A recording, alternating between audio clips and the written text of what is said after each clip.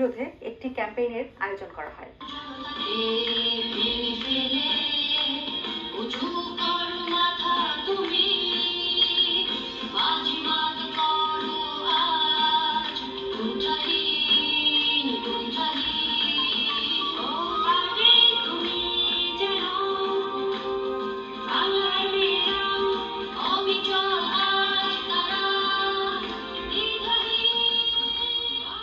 নারীর প্রতি সহিংসতা বন্ধে নেদারল্যান্ডস দূতাবাসের কার্যক্রমের অংশ হিসেবে 8 ডিসেম্বর রবিবার সন্ধ্যায় ঢাকার অলিয়াস ফসেজে মুখ খোলো আওয়াজ তোলো শিরোনামে এক অনুষ্ঠানের আয়োজন করা হয়।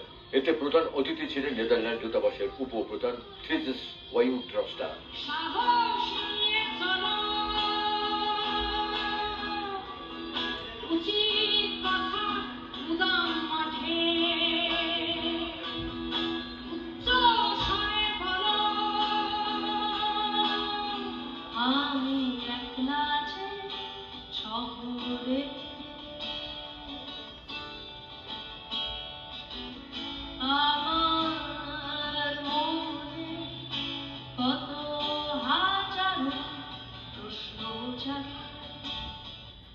নারীরা প্রতিবাদ করতে পারবে না এই ধারণাকে ভেঙে দিতে নিজেকে আড়াল না করে সমস্যা সমাধানের গুরুত্ব তুলে ধরার উদ্দেশ্যে আয়োজিত এই ক্যাম্পেইনে প্রচারণা, গল্প বলা ও অভিজ্ঞতা বিনিময় শেষে ডান হাতে রং মেখে সিম্বল প্রদর্শন করেন অতিথিরা। এটা মুখ খোলা আওয়াজ তোলো, মানে নারীর প্রতি যে বৈষম্য আছে, সেই বৈষম্য, যেই অনিয়মগুলো আছে, বা একটা মেয়ে, যে একটা কথা কিন্তু আমাদের আছে যে বুক ফোটে তো মুখ খোলে না, এই টাইপের, তাই না?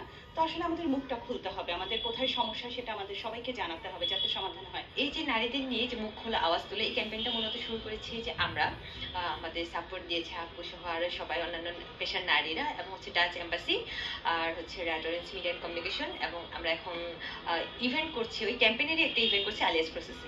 হয়তো জানেন যে 25 নভেম্বর থেকে 10 ডিসেম্বর সারা বিশ্বে 16 ডেজ অফ অ্যাক্টিভিজম পালন করা হয়। নারীর প্রতি যে সহিংসতা, সেই ইস্যুটা অ্যাওয়ারনেস রেইজিং এর পার্ট হিসাবে এই ক্যাম্পেইনটা করা হয়। সবশেষে হয় সঙ্গীত পরিবেশনা।